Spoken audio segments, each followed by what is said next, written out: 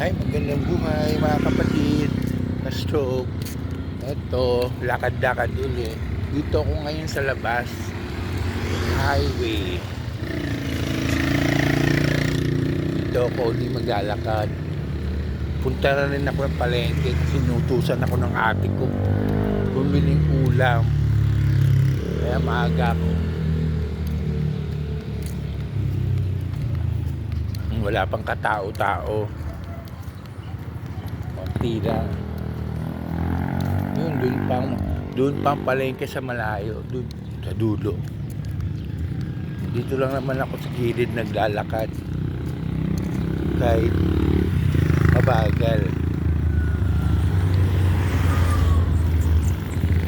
Nanginginig na naman kasi yung pako, nangangalay. Pag ganito talaga nilalakad ko eh. Minsan may time na ganito ang nangyayari sa pako.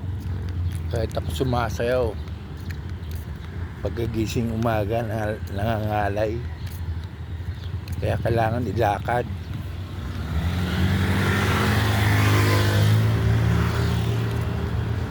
Dahan-dahan lang naman. Yan, flat ba?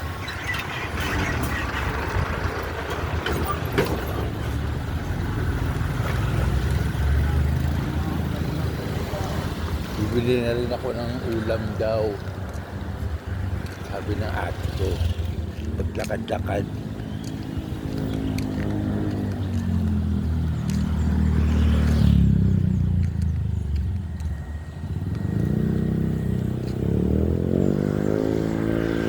Kamay ko rin, gano'n, nangangalay yan. Basta pag umaga yan.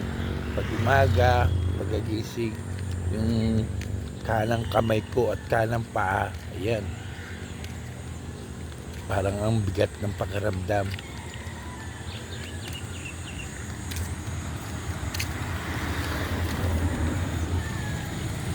Basta tuloy lang ang exercise.